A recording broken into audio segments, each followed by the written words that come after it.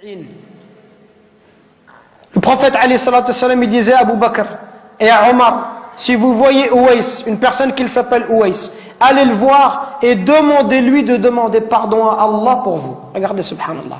Si vous voyez Ouais, allez le voir et demandez, dites-lui que le prophète alayhi salatu wassalam lui passe le salam. Dites-lui que le prophète lui passe le salam et demandez-lui d'invoquer Allah pour vous, qu'il demande à Allah de vous pardonner. Omar, toute sa vie, il l'a cherché. Wallahi, toute sa vie, Omar ibn Khattab, il a cherché Ouais al-Qarani.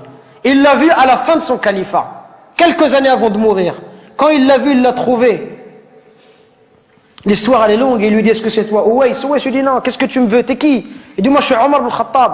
Il dit, qu'est-ce qu'il y a? Et il lui dit, le prophète, il m'a dit tout cela, tout cela. Ouais, il commence à pleurer. Il lui dit, pourquoi il a dit ça? Qu'est-ce que j'ai fait? Et il lui dit, le prophète, il nous a dit,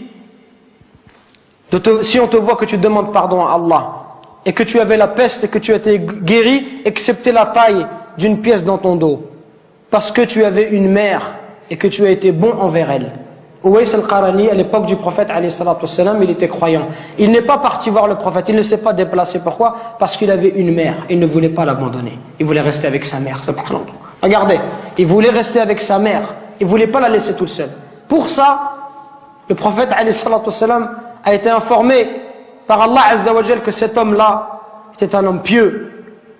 Et Omar, il est parti le voir et il lui a dit, et Ouais lui a dit, moi je vais demander pardon pour toi. Toi tu es Omar ibn Khattab, je vais demander pardon à Allah pour toi. Il lui dit, oui, tu demanderas pardon à Allah pour moi. Pour vous montrer la valeur des parents. Allah, il nous interdit de faire de dire la moindre phrase. Le moindre mot. Fi, ça n'a aucun sens. Ça n'a pas de sens. Fi, c'est une onomatopée. C'est un son. C'est un mot qui est composé de 2 lettres. C'est le mot le plus petit en arabe. C'est pour vous dire que si tu n'as pas le droit de faire à ton père, celui qui fait des phrases entières et qui lui dit tu m'as jamais rien appris, tu m'as jamais rien donné, et qui se plaint, ça c'est encore pire. Regardez, à travers ce dua, on retrouve la miséricorde.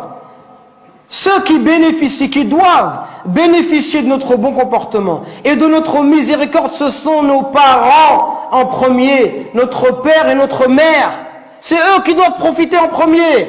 Nous aujourd'hui avec les frères, on est masha'Allah. Un frère te dit viens, emmène-moi en Verse, tout de suite tu l'emmènes en Verse. Emmène-moi à Bruxelles, tu l'emmènes tout de suite. Par contre ton père te dit viens me rendre un service, tu lui dis j'ai pas le temps, ya abi, demain, après-demain. On n'est pas disponible pour nos parents, subhanallah. Regardez ce dua. Oh Allah, fais-leur miséricorde comme ils m'ont élevé tout petit, subhanallah. Quand tu auras des enfants, tu vas comprendre, subhanallah. Quand ton fils il pleure la nuit, les parents ils dorment pas, peuvent pas dormir, subhanallah. Au moindre bruit de l'enfant, ils se réveillent. Les parents ils sont capables de se priver pour donner à leurs enfants. Ton père, combien de nos parents ils se sont levés, subhanallah, à 5h du matin, à 4h du matin, ils ont fait même 2 travails, exprès pour pouvoir nous donner ce qu'eux ils n'ont pas reçu, exprès pour nous acheter des chaussures Nike ou nous acheter de la marque, pour nous donner ce qu'eux ils n'ont pas connu dans leur enfance, eux qui sont venus à 13 ans ou 14 ans en France. Et nous, subhanallah, on n'est même pas capable de leur rendre tout ça. On doit être miséricordieux avec nos parents. On doit les aimer, leur montrer de l'amour. Quand ils sont vieux, on doit être auprès d'eux, leur accorder du temps. Mais nous, quand on est marié, on préfère notre femme, on préfère nos enfants. Même le pont, certains, si sa femme elle va se disputer avec ses parents, il va toujours prendre le parti de sa femme, subhanallah. Il va faire des cadeaux à sa femme, mais jamais à sa mère. Il va emmener sa femme, il va jamais emmener sa mère.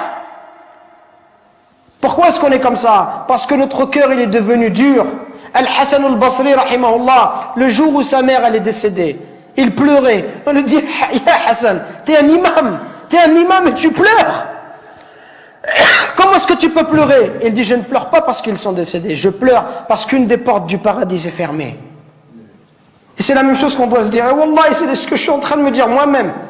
Qu'on parle, conférence après conférence, khutbah après khutbah, et on dit comportez-vous bien, comportez-vous bien. Et wallah, on est insouciant avec nos parents. Jusqu'au jour où nos parents vont mourir, et là on dira subhanallah, j'aurais voulu faire le bien, j'aurais voulu rester auprès d'eux, j'aurais voulu les accompagner, j'aurais voulu les consoler, j'aurais voulu les aider comme ils m'ont aidé, leur donner comme ils m'ont donné, patienter avec eux comme ils ont patienté avec moi.